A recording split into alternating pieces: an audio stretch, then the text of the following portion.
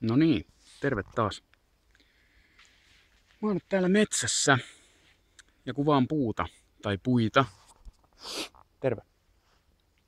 Eli tos minkä te äsken näitte, niin siinä on tällainen SM-mallinen puu ja sillä ei oikeastaan ole muuta merkitys mulle muuta kuin, että se ei ensinnäkään ole meidän metsässä, vaan se on yhden tuttavan metsässä.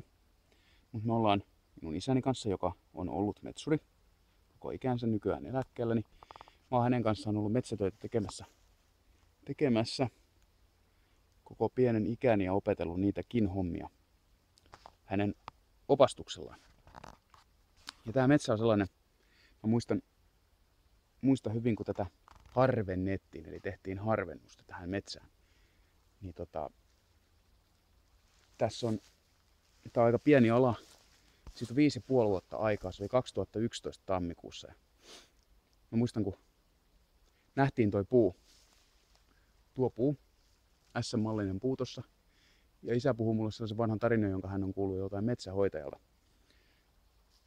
joskus 30 vuotta sitten. Että tollaiset puut pitää säilyttää, tollaiset timantit pitää säilyttää, koska ne on metsän helmiä. Ja me säilytettiin se isän kanssa, koska se on metsän helmi. Se on metsän helmi. Ei siinä mitään erikoista ole, kyllähän tollaisia aina on, mutta tavallaan hieno sillä, että silloin teki päätöksen 5,5 vuotta sitten 28 asteen pakkasessa. Niin se päätös on voimassa edelleen. Siinä muodossa, että toi puu elää ja voi hyvin tossa.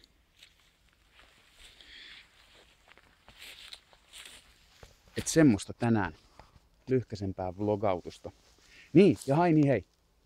Himmeen Petrille terveisiä jälleen kerran. Oli sellainen juttu nimittäin, että silloin kun me harvennettiin tätä metsää, niin Retku-kanavalle oli tullut siitä ennen joku ehkä 6 vuotta sitten. Sä julkaisit Retku-kanavalla ton mikä se nyt on? Trojan pelistä video. Ja mä satuin katsoa sitä just silloin ennen kuin me tultiin tänne töihin tälle metsälle. Ja voin sanoa, että jonkun verran se Trojanin tunnaribiisi siitä pelistä soi päässä, kun tää metsä harvennettiin.